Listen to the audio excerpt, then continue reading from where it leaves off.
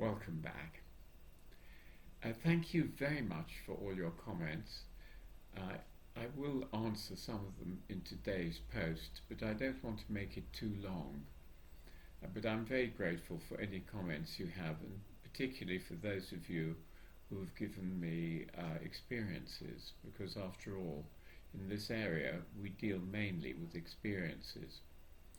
Now, you may remember that we're doing premonitions, and those of you who can remember the picture that I put up last week, premonitions were the beginning of the dying process.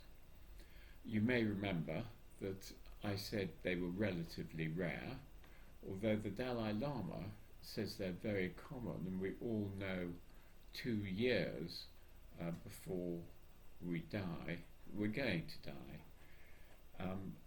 And if you read on in his text, he tells you that it's because there is a change in your breathing or a change in your behaviour.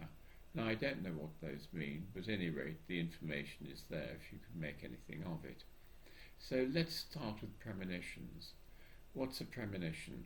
It can be a feeling, it can be a vision, it can be a dream.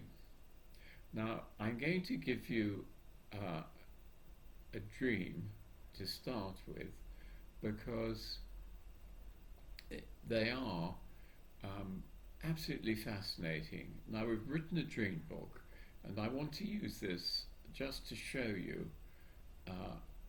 what the explanations can be.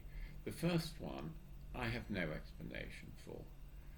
The story is the particular man was asleep in bed, and he was going up to Aintree for the Grand National, and he hoped so much that he would dream the winner of the Grand National, which was the next day.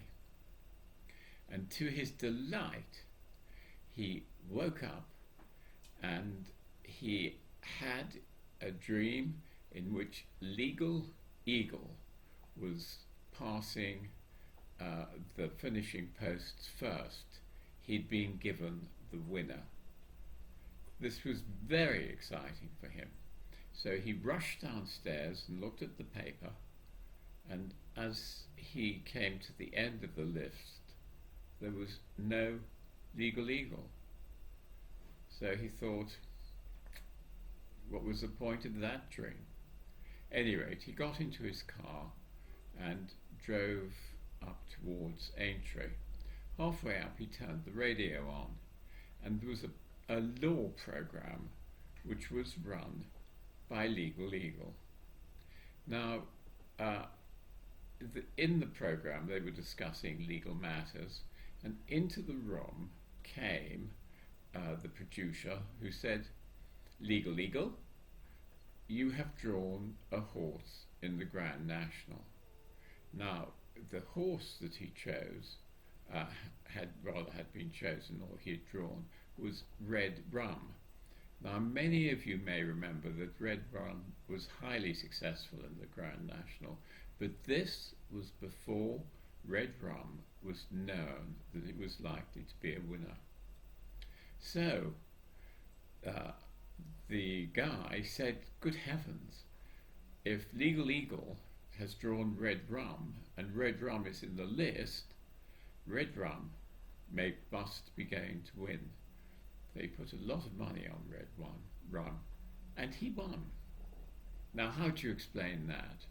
It's not a straight explanation. It's got this amazing twist in it. You could argue that as he was interested in the Grand National, that he had subconsciously pulled out Red Rum, but why go into all this Legal Eagle business? I don't know, but it's an interesting question, and so we'll just leave it there. Now, the second one, there is a definite mechanism in my view, and it's this one. A man had a dream that he was on a horse, and he was riding with the horse out of a forest, and he was wanting the horse to go faster and faster and kicking it in the sides to make it go even faster, because he was being chased by tigers. As he looked up, he saw in front of him a number of men who were dressed in white coats, who were coming towards him, and they shooed the tigers away, except for one who sprang and got him in the back, but it was only just a very, very slight wound, and then that tiger was chased away. So what did that mean?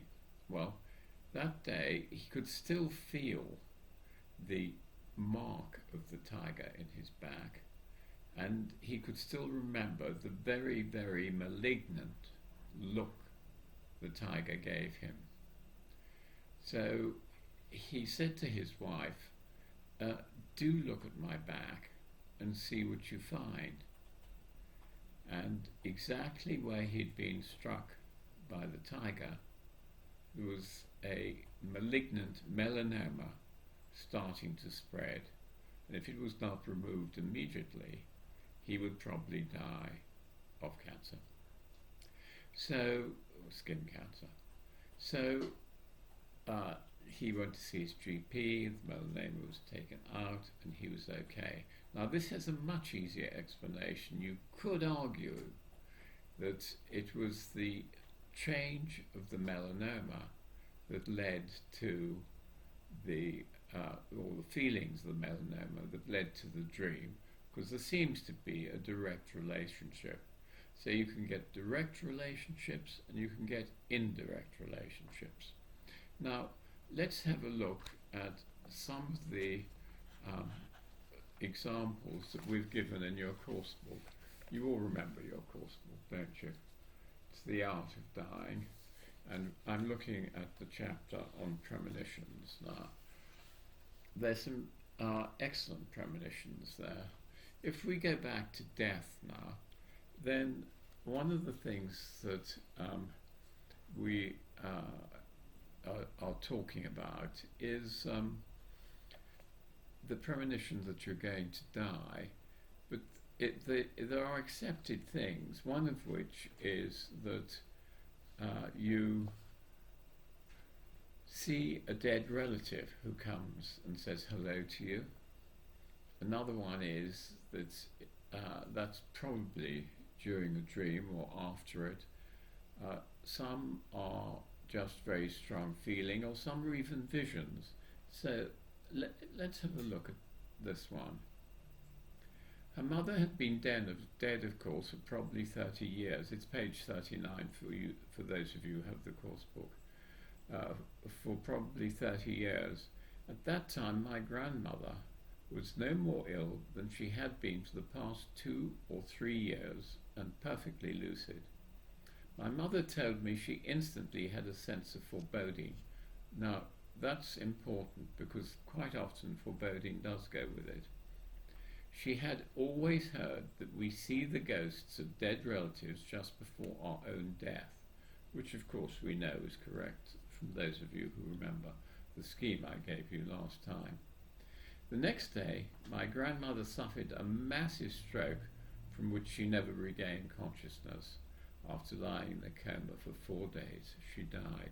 So there's a very good premonition. The grandmother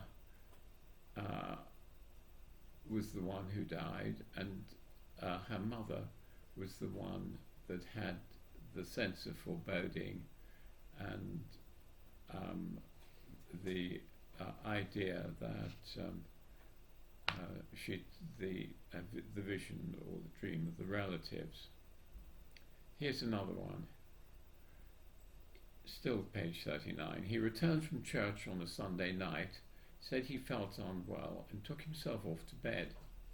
My grandmother went up with a cup of tea, and he told her, this is the dead person now, that he had seen our Mabel and our Doris.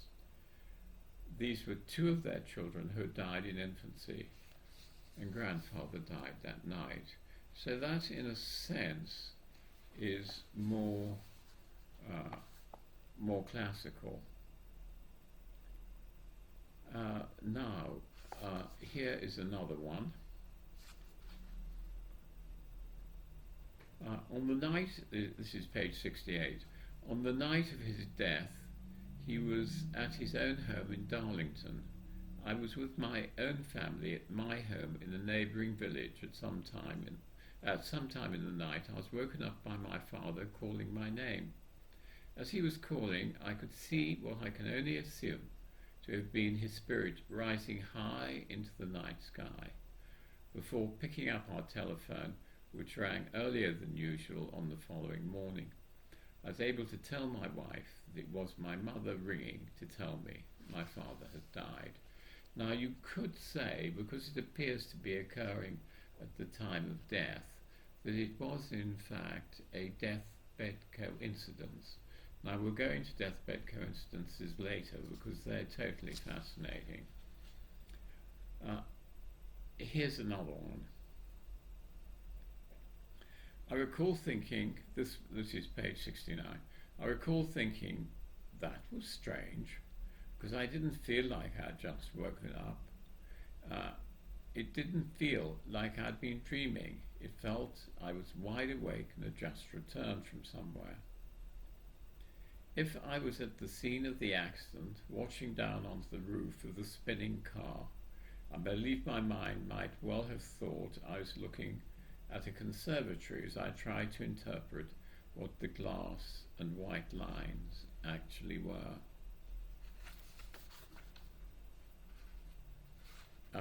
So again, there's another person who dreamt of a death.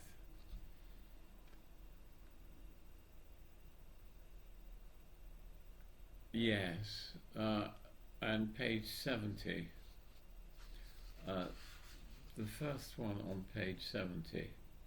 15 years ago, I was woken at 2 a.m. by a sharp push in the back.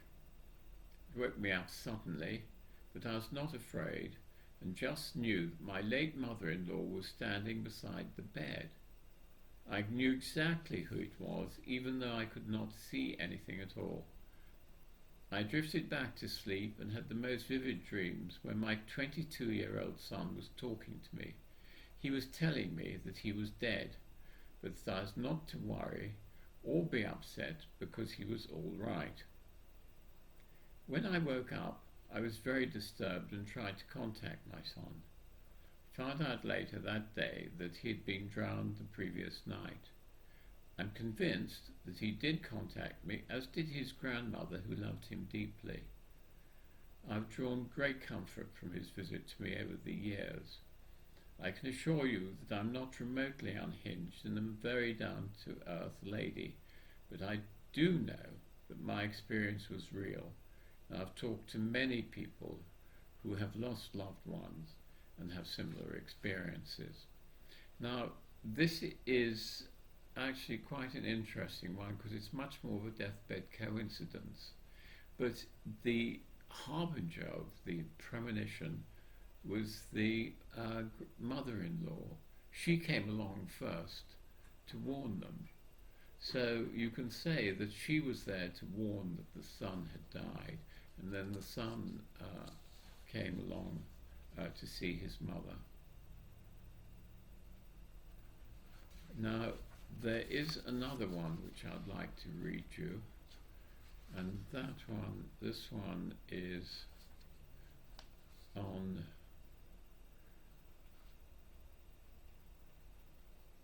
page 86.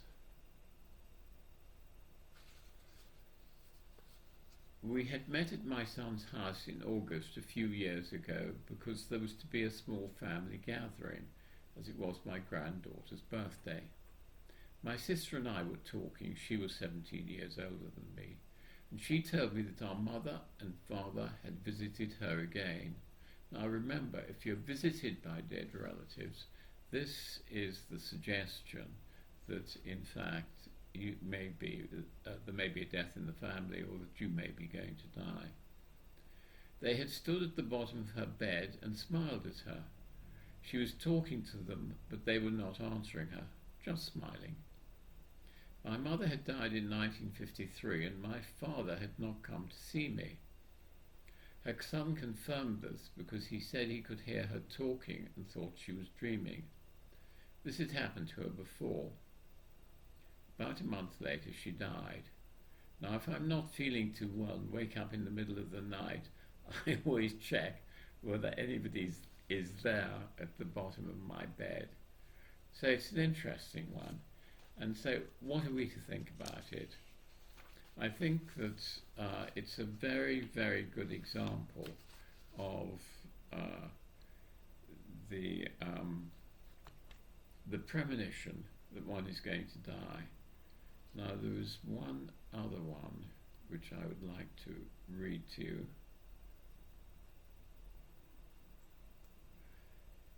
There are many more in this chapter, and the one I want to read to you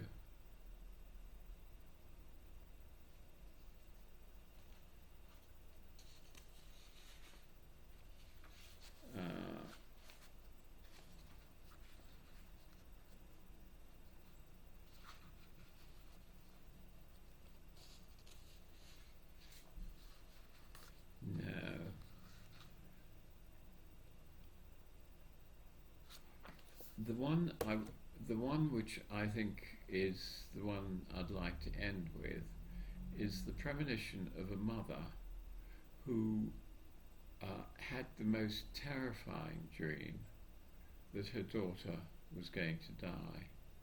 She felt absolutely certain that this was true.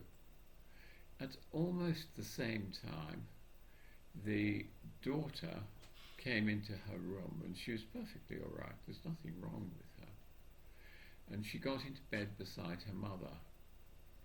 Her mother said she cuddled her daughter, but her daughter didn't object to this, and they just both went to sleep. The next day, her daughter was going to school and she was run over by a car. And as she went, as the mother went down to see her daughter who's lying in the road dead, she had the same sort of terrible feeling that she had the night before. So a very chilling premonition. Now you might say, what about all those disasters we have? Maybe there are a few of you who remember Aberfan. Aberfan is a coal mine in Wales, and above the village of Aberfan there was a big tip of unused stones and rubbish from the mine, and these are all meant to be safe, but it had been raining and it clearly wasn't, and it came crashing down the hillside and killed a number of the children in Aberfan school.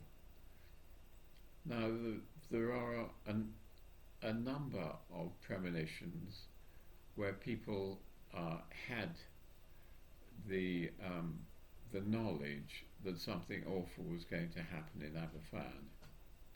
The sad one which I remember particularly is the little girl who said to her mother, "Mum, I don't want to go to school today." This was on the morning of the disaster, of course. And her mother said, "Why?" And the daughter said, "I just don't want to go to school." Now she's got a premonition that something's going to happen. And her mother unfortunately said, "Come along, it's going to be all right," and took her to school. And unfortunately she was in the school at that time that the tip slipped down the hill and killed the children. So premonitions do occur. Does one get scared about dreaming of death? No, don't. If you see in clear consciousness dead relatives, that may be more important, but if it is important, then it's really nice for you, because it means that you can expect that you will die fairly soon. So don't be frightened of it, because it's just a little warning for you. But they, I think, are really quite rare. So let's accept this. Premonitions do occur. Some of them are complex, like the one I told you about, red rum and the winner, and you get exactly the same thing. I've got there a number in the book if you want to read them. And some are very simple and straightforward, which have clear meanings. What about this one? And we'll end the premonitions on this one. There was a woman who dreamt she would go to the door, that she went to the door. She opened it and the milkman was there. And he had 2 milk churns. One was full of good milk and the other was full of bad milk. Premonition? Could be. So the good milk was on the left and the bad milk was on the right. So she thought, if you think about this, milk churns, and you're a woman, breasts. So she felt her right breast where the bad milk churn was, and she thought she felt a lump. She went to her GP. He found a lump there, and she had it removed in surgery, and she was okay after that. But if she'd paid no attention to the dream, then it would have been, I think, rather different. So let's be clear then.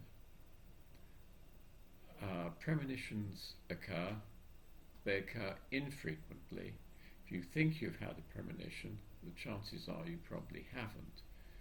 But if you think you've had a premonition and are convinced by it, then it's possible that you may have had. Just to remind you that, I'll start again. Just to remind you that my new book is out. It's a little bit different from the other ones. It's my experience of meeting a man who can generate light when he meditates, and his idea that the personality can be cleaned by his method. So if you're interested, that's what you'll find. Okay, so thanks very much, and hope to see you all next week. Thank you.